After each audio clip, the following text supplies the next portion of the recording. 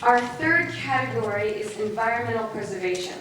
And with constant news regarding global warming, deforestation, ozone depletion, and water pollution, it's easy to feel overwhelmed and powerless. But this year's environmental films found creative ways not only providing education, but also empowerment and hope. Simple steps we can all take to create a sustainable planet. Presenting one of this year's environmental films is actress, producer, and mother, Marla Maples.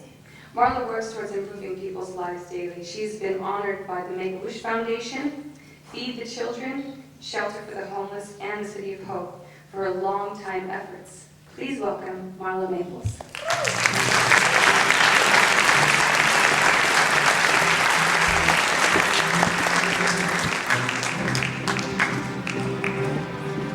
Thank you. Such an honor to be here.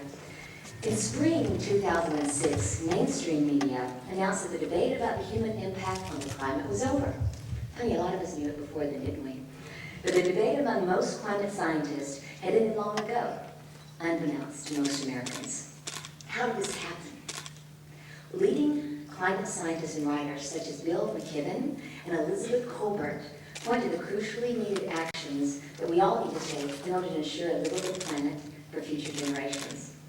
The Artivist Award for Best Feature Film in the Environmental Preservation category goes to Out of Balance, directed by Tom Jackson.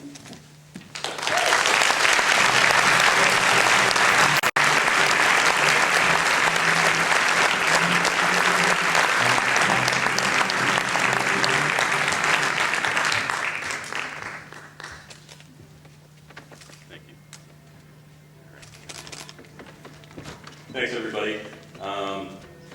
Back when I first decided to submit Out of Balance, I had heard of Artivist, and I thought, okay, well, crazy-ass filmmaker, activist who decides to take on ExxonMobil and the Artivist Film Festival seems like a good fit.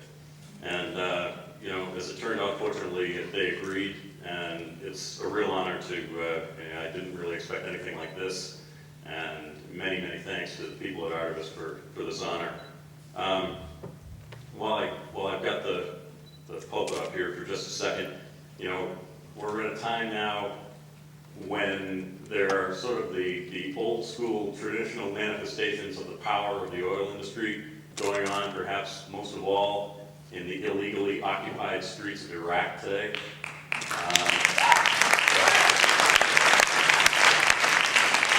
Now all of this is with the backdrop of the concern of climate change, which is something that if we stick to business as usual or allow them to stick to business as usual, could really adversely affect all of us, and in fact it will. And with a company like ExxonMobil, that's their plan. They want to stick to business as usual. And I guess the good news is that when you're talking about Mother Nature, she's not going to be coerced.